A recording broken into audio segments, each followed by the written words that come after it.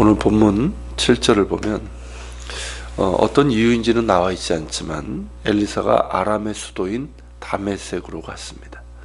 그때 아람 왕 베나닷이 병이 들었는데 하나님의 사람 엘리사가 다메섹에 와 있다는 소식을 듣게 됩니다.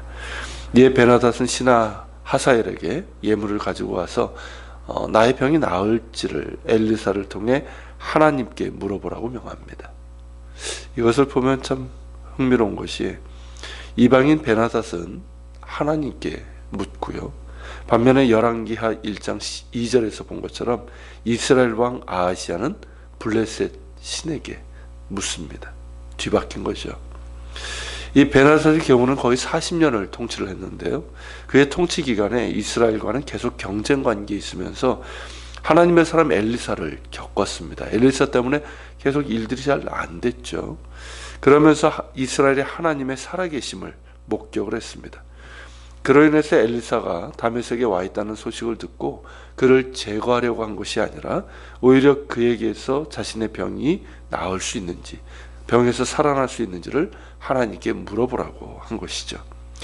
이는 하나님은 이스라엘의 하나님만이 아니라 모든 열방의 하나님이심을 보여주고 있습니다. 실제로 엘리사를 통해서 하나님께서 아람에게 있을 일과 이스라엘에 있을 일에 대해서 보여주시게 되죠. 자, 엘리사는 하사엘이 엄청난 예물을 갖고 왔지만 나아만 때처럼 예물에는 관심이 없었습니다. 엘리사는 재물을 탐했던 사람도 아니었고 하나님의 뜻을 돈을 받고 하는 그런 짓은 하지 않았습니다. 다만 베나닷이 물은 것에 대해서 답을 했는데 하사엘에게 왕이 반드시 나을 것이나 동시에 그가 반드시 죽을 것임을 하나님이 알게 하셨다고 합니다. 무슨 수수께끼 같고 언뜻 쉽게 이해가 되지 않는 말입니다. 하사엘이 이 말이 무슨 뜻인가 할 때 엘리사는 그를 뚫어지게 바라봅니다. 하사엘이 민망할 정도로 얼굴을 그렇게 쳐다보다가 마침내 울음을 터뜨렸습니다. 하사엘로서는 당황스러운 일이죠. 그래서 왜 우시는지를 묻습니다. 그러자 엘리사의 말은 하사엘, 내가 이스라엘 자손에게 행할 악행이 어떤지를 이야기합니다. 그가 이스라엘 성들을 불지르고 많은 백성을 죽일 것이라는 것을 보게 됩니다. 하사엘은 더욱 이해가 되지 않는다는 투로 무슨 뜻인지 묻자 그가 아람 왕이 될 것임을 하나님이 알게 하셨다고 대답을 합니다. 자, 이 일이 있은 후에 하사엘은 아람 왕 베나닷에게 돌아가서 엘리사가 한 말을 전합니다. 그렇지만 그는 왕이 반드시 살아날 것이라는 말만 전합니다. 즉 그가 반드시 죽을 것이라는 것과 자신이 왕이 될 것이라는 말은 숨긴 채 말입니다. 그리고 그 다음날 아침에 하사엘은 이불에 물을 적셔 왕의 얼굴에 덮어서 왕을 죽였습니다. 그리고 왕위를 차지하게 됩니다. 자, 이것을 보면 하사엘은 어떤 사람이냐면 권력에 대한 욕심을 갖고 있었고요. 그리고 왕위를 탐하고 있었던 인물이었습니다. 그 마음을 하나님께서 엘리사에게 보게 하신 거죠. 실제로 아시리아의 기록을 보면 이 아람을 통치했던 하사엘에 대한 기록이 나옵니다. 근데 이 사람을 뭐라고 소개하냐면 부친의 이름을 알 수 없는 사람이었다라고 얘기합니다. 즉 이 사람은 아람 왕 베나닷과는 아무 혈연 관계가 없어요. 그러니까 왕족이 아니고요. 그리고 그의 출신도 명망 있는 집안 출신이 아니었다는 것입니다. 그러다가 그가 군인이 되고 점차 공을 세우면서 이때쯤에는 아람 왕의 측근 장수가 되었다는 것이죠. 그러니까 상당한 군권을 잡고 있었던 것으로 우리가 알 수가 있습니다. 그러기에 왕의 측근에서 심부름을 수행할 수 있었고 또 왕의 침실에도 들어갈 수가 있었던 것이죠. 만일 왕이 사고나 정상적으로 죽었다면 베나닷의 아들이 왕위를 계승했을 것입니다.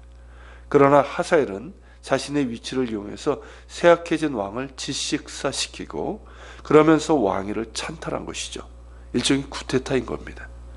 쿠데타로 정권을 잡은 하사엘은 내부의 불만을 수그러뜨리기 위한 방법으로 이스라엘에 대한 전쟁을 수행했고 그래서 그의 통치 내내 이스라엘을 괴롭히게 됩니다.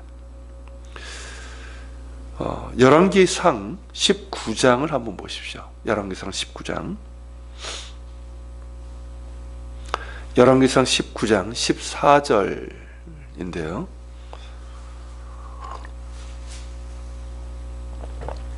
열왕기상 19장 14절부터 18절을 보면 호렙산에서 엘리야에게 하신 하나님의 말씀이 나오죠. 19장 14절부터 18절 같이 한번 읽어보겠습니다.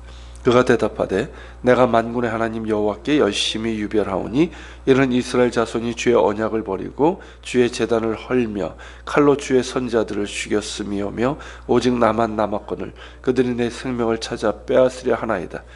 여호와께서 그에게 이르시되 너는 내 길로 돌이켜 광야를 통하여 다메섹에 가서 이르거든 하사엘에게 기름을 부어 아람의 왕이 되게 하고 너는 또 님시 아들 예후에게 기름을 부어 이스라엘 왕이 되게 하고 또 아벨 무홀라 사바세 아들 엘리사에게 기름을 부어 너를 대신하여 선지자가 되게 하라. 하사엘의 칼을 피하는 자를 예후가 죽일 것이요 예후의 칼을 피하는 자를 엘리사가 죽으리라.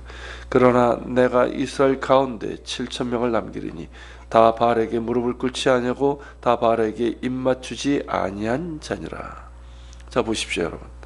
하나님께서 엘리야에게 하사엘에게 기름을 부어 아람의 왕이 되게 하고 또한 예후에게 기름을 부어 이스라엘 왕이 되게 하고 엘리사에게 기름을 부어 너를 대신해서 선지자가 되게 하라고 하셨습니다. 그렇게 하신 이유가 뭡니까?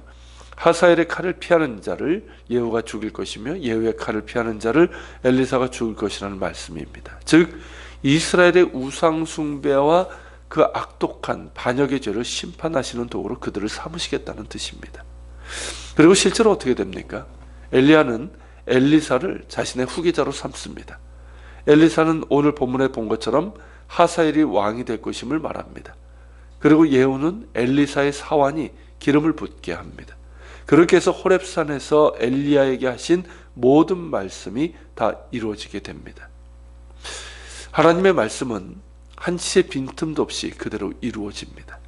그리고 하나님께서 이스라엘의 우상숭배 악행에 대해서 심판하시는 도구로 그들을 사용하시지만 그 과정을 보면 오래 참으시고 또 여러 번 그들에게 긍휼을 베푸시지 않습니까? 그러면서 회개할 기회를 주시고 계십니다. 그럼에도 그 악한 행에서 돌이키지 않을 때는 준엄한 심판이 있을 수밖에 없습니다. 어제 주일 예배에서 나누었던 히브리서 12장 25절의 말씀처럼 너희는 삼가 말씀하신 일을 거역하지 말라. 땅에서 경고하신 일을 거역한 그들이 피하지 못하거늘 하물며 하늘로부터 경고하신 일을 배반하는 우리일까 보냐 라는 이 말씀처럼 하나님과 그분의 말씀을 거역하지 않아야 합니다.